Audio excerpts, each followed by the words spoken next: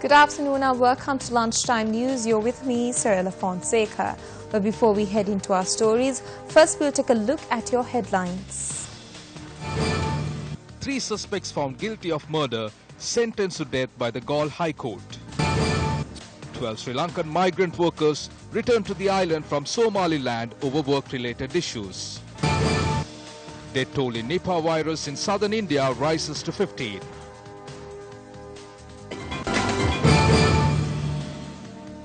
Into one of your leading stories now, the Galle High Court today handed down the death sentence to 3 suspects found guilty of murder. The verdict was delivered on the case pertaining to the murder of an individual who was hacked to death with swords in Rejapura, Talikada on the 13th of January 2003. The victim was a 52-year-old father of 2. 2 brothers are among the suspects who were sentenced to death today. Delivering the verdict of the case, Galle High Court Judge Manjula Tilakaratna held that the complaint is proven without any doubt. 3 suspects involved in a heroin racket have been arrested during raids carried out in several parts of Colombo. Police said the arrests were made in the police divisions of Vallampitiya, Moratuwa and Keselvatha. More than 22 grams of heroin had been discovered from the suspects' possession. The suspects are aged between 30 to 34 and are residents of Kolonnava, Moratuwa and Borella. They will be produced before courts today. 12 Sri Lankan migrant workers who had faced various kinds of work-related problems in Somaliland returned to the island early this morning. Somaliland is a self-declared state internationally recognized as an autonomous region of Somalia. Deputy General Manager of the Sri Lanka Foreign Employment Bureau, Kirti Muthukumarana, said the group returned to the country due to a dispute with the administration of the company where they were employed. 2 suspects who had been arrested in Hambantota and Beruwala over sending them for foreign employment to Somaliland are currently in remand custody. Muthukumarana said statements will be recorded from the group tomorrow at the Foreign Employment Bureau. The Deputy General Manager urged the public to be cautious when migrating for foreign employment in countries where a Sri Lankan diplomatic service is absent. Now, the Survey Department says the updated map of Sri Lanka will be published today.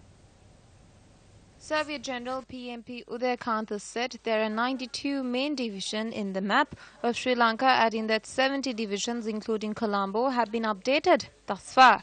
The map of Sri Lanka has been updated after 18 years. Surveyor General Udayakantha further noted that remaining 22 divisions will be updated by the end of this year. A U.S. Congress delegation from House Armed Services Committee met President Maithripala Sirisena at the President's official residence yesterday. The delegation comprised of Chairman of the House Armed Services Committee Mac Thornberry, Henry Kuehler, Vicky Hodzela and Carol Shea Porter. During the meeting, President Sirisena said Sri Lanka is a country which will work in a cooperative and friendly manner with the international community and recalled the assistance given by the US in training Sri Lankan forces. A communique issued by the President's Media Division said the cooperation of the United States Security Forces is important to control the ways drugs smuggled into the country. The delegate stated the internal security of Sri Lanka is important for the regional security and the world peace, and said the expectation of their Sri Lankan tour is to find out the actions required to strengthen the security and cooperation between both countries and the armed forces. A group including Secretary to the President Austin Fernando, Secretary to the Ministry of Foreign Affairs Prasad Karyavasam and US Ambassador to Sri Lanka Atul Keshap attended the event. The body of a person was found in a coconut estate in Alutwava area this morning. The discovery was made based on a tip-off received by the Aganukola Palasa police.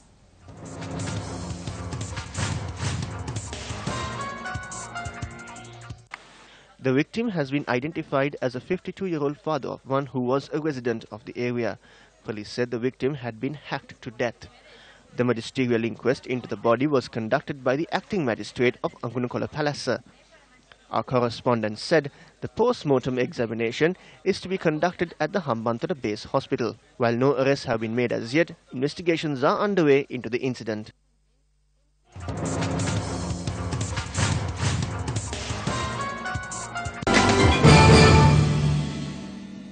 In some political news now, a JVP meeting was held in Badulla yesterday under the auspices of Uva Provincial Councillor Samantha Vidyaratna.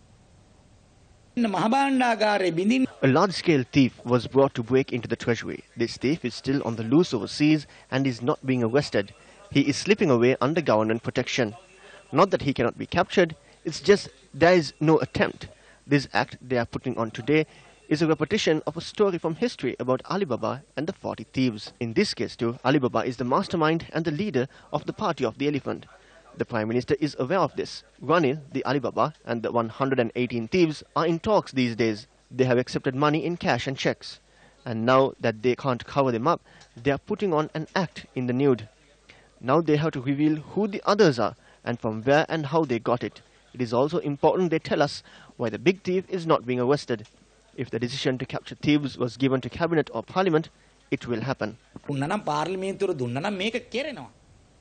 The summarized charge sheet of case filed against former Minister Johnston Fernando, then Chairman of Sathosa Iraj Fernando and the acting director were handed over to the suspects today. The case had been filed against the trio on charges of using the labour of 153 Sathosa employees for political activities. The charge sheets were handed over to the suspects after reading them out in open court.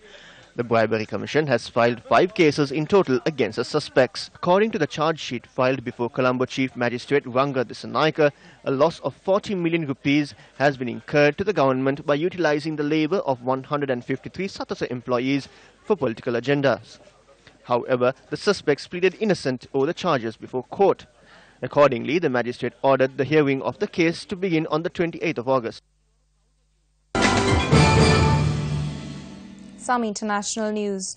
2 more people have died in Kerala of Nipah virus, taking the total number of 15th deaths. Both the cases have been reported from one area in India. The number of confirmed Nipah virus cases has risen to 17, with the National Institute of Virology in Pune finding its presence in the blood sample of a 28-year-old person from Karaseri, the sources said on Wednesday. A soldier died on Monday in Kolkata of suspected Nipah virus. Senu Prasad was from Kerala and was posted at Fort William. He was admitted to hospital on 20th May, 7 days after his return from a month's holiday in Kerala. His samples have been sent to the National Institute of Virology in Pune, which is the only agency in the country to certify whether it was a case of Nipah virus. The deadly virus, which infects both humans and animals, spread through contact. The infection in India believed to have started in Kochikode in Kerala, where dead bats were found in an unused well inside a home. 4 members of the family that stayed there have died, including a man and his 2 sons. The symptoms of the infection include fever, headache, drowsiness, breathing trouble, disorientation, and delusions. According to the World Health Organization, these symptoms can progress to coma within 24 to 48 hours. Bats are believed to be the main carriers of the virus, for which there is no vaccine yet. Before we head into sports, we'll take a look at one of your local stories. Now, agreements were signed yesterday to construct 2 underground waterways to manage floodwaters. The agreement was signed between the Ministry of Megapolis and Western Development and China Petroleum Pipeline Bureau.